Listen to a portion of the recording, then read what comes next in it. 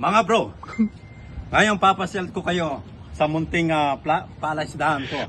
Oy. At ngayon, kung gusto niya ng mga bangos, pasyal lang kayo. Ay mga bangos ko, pakita mo mga bangos. Ayan mga bangos ko. Yan. Ngayon, yan mga bro, pasyal kayo dito. Libre dito.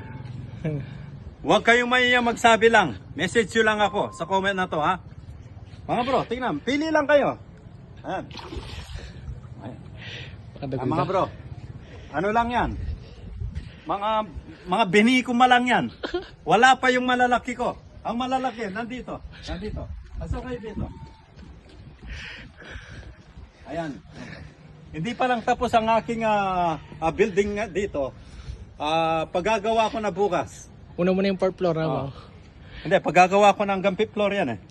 Mga bangus lang ang kakabit ko lang dyan. Ito. Ayan ang mga bangus ko. Ayan mga bro. Pasyal lang kayo dito. At ise-service ko kayo.